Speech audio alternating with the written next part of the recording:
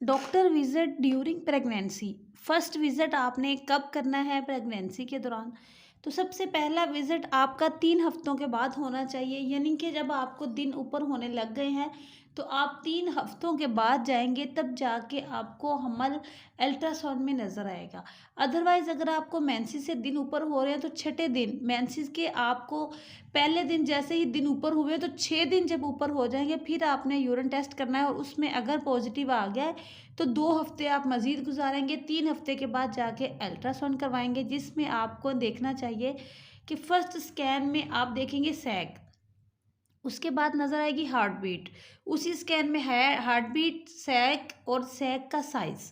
ये चीज़ें देखनी है। अगर तो हार्ट बीट नहीं आ रही तो समझ लें कि आपके बच्चे की ग्रोथ नहीं हो रही, तो आपकी डॉक्टर आपको 10 डेज़ के बाद दोबारा विज़िट करवाएंगी। 10 डेज़ की मेडिसिन देंगी जिसमें ग्रोथ की मेडिसिन होगी, और जब आप ग्रोथ की मेडिसिन खाएंगे तो 10 दिन के बाद दोबारा आएंगे तो कन्फर्म होगा कि उस मेडिसिन से आपकी बच्चे की ग्रोथ ठीक हुई है या नहीं। इसके साथ आपको वॉमिटिंग आएगी, जिसका इलाज आपने टैबलेट के ज़रिए करना बहुत ज़रूरी होता है। वो इसलिए कि अगर आप उसका इलाज नहीं करेंगे तो आपके बच्चे की ग्रोथ रुक सकती है या कम हो सकती है, आपका बच्चा कमज़ोर हो सकता है।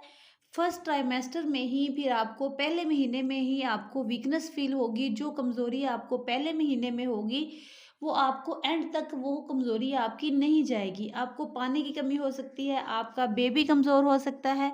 तो इसलिए आपको फर्स्ट ट्राइमेस्टर में अपनी अच्छी खुराक को दिल तो नहीं करता खाने को, तो यहाँ पे आपने वो चीज़ खानी है जो चीज़ आपको अच्छी लग रही है, वो चीज़ इस्तेमाल करनी है जो चीज़ आपका दिल कर रहा है खाने को। अगर आपका जिस चीज़ को दिल नहीं कर रहा तो वो चीज़ आपकी बॉडी को फ़ायदा नहीं देगी। वो चीज़ चाहे आप ज़बरदस्ती भी खा लेंगे तो भी आपके बच्चे को या माँ को वो चीज़ नहीं लगेगी, साफ लफ्ज़ों में। इसके बाद सेकंड अल्ट्रासाउंड, सेकंड विजिट आपने कब करना है? इसके बाद आपको 5 हफ्तों के बाद दोबारा स्कैन करवाना ज़रूरी है।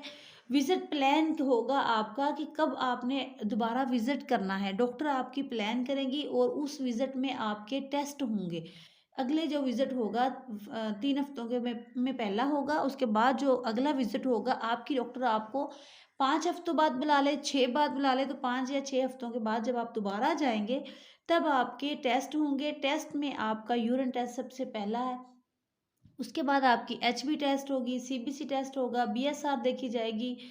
यूरिन टेस्ट में आपका इन्फेक्शन देखा जाएगा कि आपके को इन्फेक्शन तो नहीं है। अगर आपको इन्फेक्शन है तो फ़ौरी उसका भी ट्रीटमेंट करवाना बहुत ज़रूरी है। एचबी देखनी बहुत ज़रूरी है कि आपको खून की कमी तो नहीं हो गई। अगर आपको खून की कमी हो जाएगी तो आपने उधर से ही अपनी खून की कमी ख़त्म करनी है। ये नहीं कि आगे जाके खुद पूरी होगी, खुद बिल्कुल नहीं पूरी होगी, बल्कि आगे जाके आपको खून की कमी और भी ज़्यादा हो जाएगी। तो खून की कमी पूरी करने के लिए आपने मेडिसिन लेनी है, आयरन सप्लीमेंट, कैल्शियम।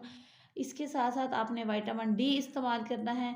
इसके साथ-साथ आपने डाइट बहुत अच्छी कर देनी है। खजूर का इस्तेमाल दिन में 3 टाइम करना है, 2 खजूरें सुबह, 2 दोपहर, 2 शाम, ताकि आपकी एचबी पूरी रहे। अगर नहीं पूरी हो रही तो फिर आप आयरन की मेडिसिन के साथ-साथ आयरन के इंजेक्शंस भी लगवाएँगे। तो बीएसआर देखेंगे, यानी कि शुगर। अगर आपको शुगर है तो शुगर की मेडिसिन आपने लाज़मी करनी है, वरना आपका बच्चा बहुत हेल्दी हो जाएगा, मतलब कि हेल्दी नहीं, मोटा हो जाएगा। उसकी उसमें फैट ज़्यादा आ जाएगी, लेकिन वो उसमें ताकत नहीं होगी बच्चे में, और फिर वो नॉर्मल डिलीवरी भी नहीं होगी आपको। इसके अलावा अगला विज़िट जो होगा 14 से 15 वीक्स के बाद नेक्स्ट विज़िट होगा, जिसमें बच्चे की ग्रोथ, बच्चे की के अंदर कोई अबनॉर्मैलिटी है या नहीं, ये कन्फर्म करना होगा। अगर बच्चे में कोई अबनॉर्मैलिटी है तो वो आपको क्लियर हो पता लग जाएगा। बच्चे के सर में पानी है, बच्चे के पेट में पानी है, या बच्चे के पार्ट्स ऑफ बॉडी सब कुछ देखा जाएगा।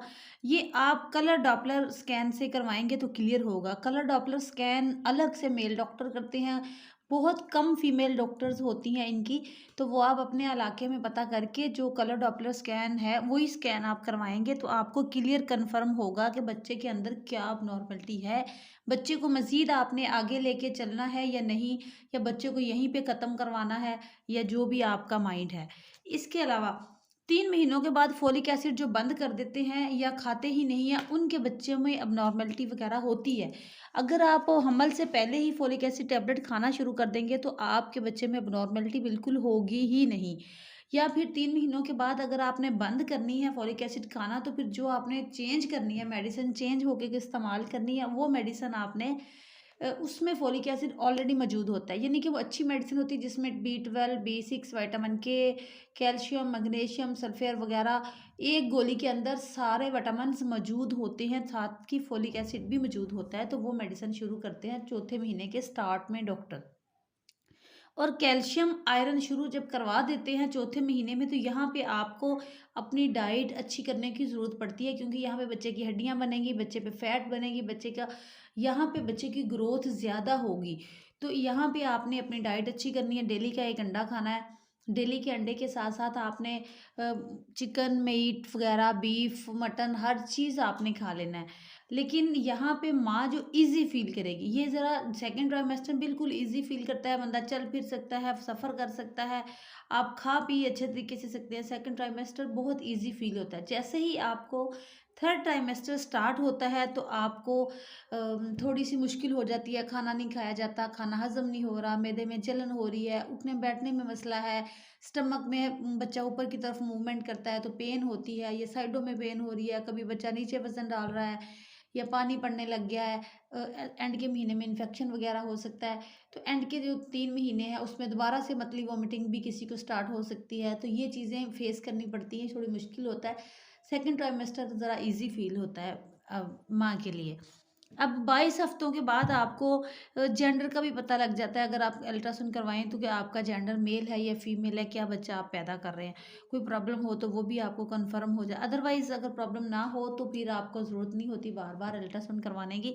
30 वीक्स के बाद आपका अल्ट्रासाउंड जो होता है, जो विज़िट होता है डॉक्टर के पास, ज़रूरी है 9वें महीने के शुरू में या 8वें के एंड में। ये उसमें ये देखना होता है कि बच्चे का हेड फिक्स हो गया या नहीं। बच्चे का अगर हेड फिक्स नहीं हुआ या बच्चा ट्रांसफ़र है, तो समझ लें कि अब बच्चा आपका सीधा नहीं होगा। किसी किस्मत वाली का सीधा हो भी जाता है, लेकिन अगर 8वें में सीधा हो गया, फिक्स हो गया हेड, तो आपका ये बच्चा सीधा ही रहेगा। नॉर्मल डिलीवरी ही इसमें पॉसिबल है। अगर बच्चा सीधा नहीं हुआ तो नॉर्मल डिलीवरी बिल्कुल इम्पॉसिबल नहीं है। यहाँ पे थर्ड ट्राइमेस्टर में कुछ लोग जाके मेडिसिन छोड़ देते हैं, जिसकी वजह से भी बच्चा कमज़ोर होता है। कमज़ोर बच्चा हरकत कम करता है, जहाँ पे है वहाँ पे। अगर बच्चा हेल्दी होगा, माँ की सेहत हेल्दी होगी, तो बच्चा मूवमेंट ज़्यादा करेगा। यहाँ पे आपको पता चल जाएगा इस विज़िट में, 8वें के एंड में या 9वें के शुरू में जो विज़िट आपका है 30 वीक्स पे, वो उस पे आपको पता लग जाएगा कि आपके बच्चे का वज़न कितना है। वज़न ज़्यादा हो तो भी नॉर्मल डिलीवरी मुश्किल होती है या होती नहीं है, डॉक्टर करवाते नहीं है। बच्चे की पोजीशन ठीक ना हो तो भी नहीं करवाते। तो ये विज़िट बहुत ज़रूरी है, लाज़मी है। आपको कन्फर्म होना चाहिए कि आपकी नॉर्मल डिलीवरी है या आपका सी सेक्शन है, या आपको मज़ीद कितनी कौन-सी मेडिसिन खानी चाहिए, कौन से टेस्ट करवाने चाहिए, क्लियर होना चाहिए आपको ये चीज़। तो उम्मीद करती हूँ कि मेरी आज की वीडियो मेरी बहनों को पसंद आई होगी। यहाँ पे अपनी बहनों से कह रही हूँ, अगर मेरी किसी भी बहन को कोई भी सवाल है तो मुझे इंस्टा पर ज़रूर मैसेज करें, मुझे कमेंट में मैसेज करें। मैं ज़रूर अपनी बहनों को रिप्लाई दूँगी, ज़रूर आपसे अपनी नॉलेज शेयर करूँगी। Thank you very much.